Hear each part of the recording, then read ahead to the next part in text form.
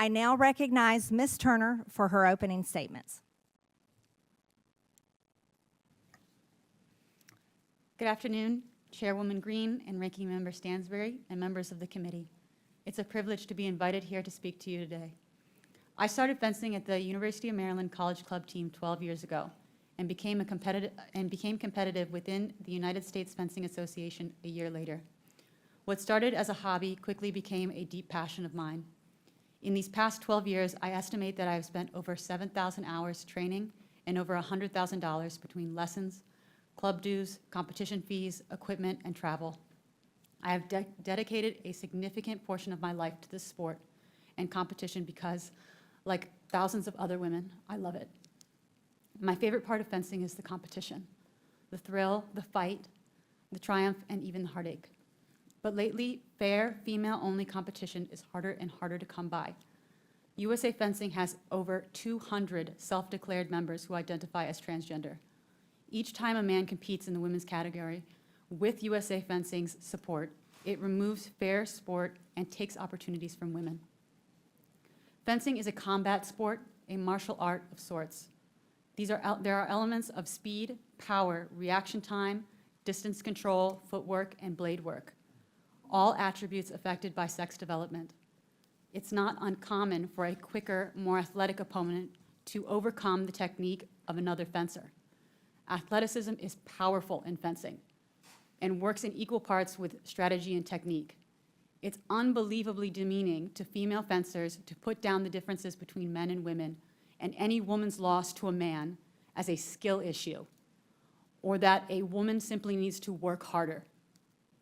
Within the USA Fencing authoritative body, there is a culture of intimidation towards women which demands that we be silent when men enter our tournaments. A culture that includes public humiliation, doxing, social ostracism, dismissal, and even threats. I went from avoiding tournaments with known male athletes to reaching out to news outlets to get this story known. The USA Fencing, up until my protest, has been unresponsive to women's demands for fair fencing, and instead doubled down on efforts to promote male inclusion in the female category.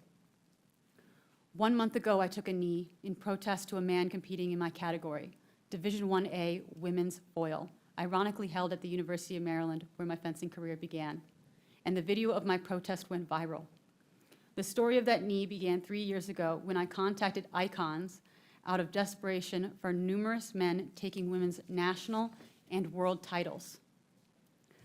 Leadership was not only ignoring women, but encouraging and glorifying these men. It felt like there was no place for women in USA Fencing. It took me nearly 3 years to get up the courage to come out publicly.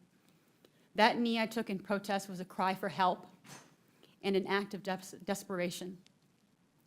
The night before the tournament, I saw Redmond Sullivan's name on the registration list. I recognized his name from a Redux article as a male fencer within Wagner College's men's team, who switched to the women's NCAA team and the women's USA Fencing division. I cried the whole night and again felt betrayed by USA Fencing. I had already spent the money on competition fees and new equipment and spent hours training and refurbishing my equipment.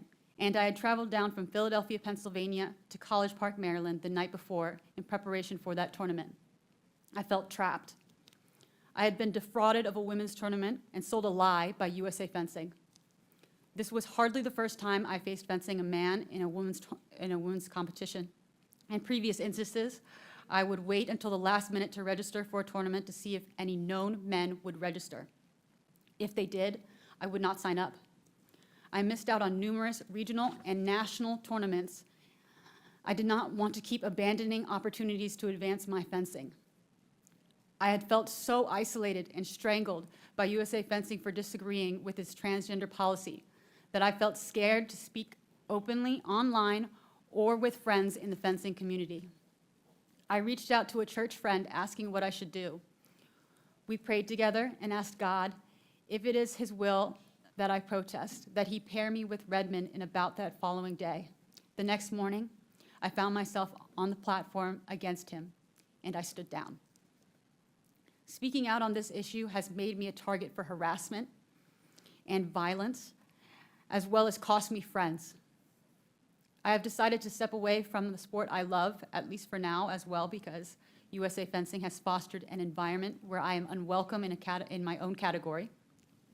It is culturally acceptable to bully and shame women who speak up for other women. I should not have had to make this sacrifice. Women deserve to be treated fairly in sport. We deserve opportunities to train, compete, and win in women's category set aside for women. We deserve this at the lowest levels of sport, all the way through elite Olympic competition. I hope that by taking a stand and raising awareness of the misogyny in our sport, I can help ensure other women and girls do not have to take such risks to receive the most basic protections in sports.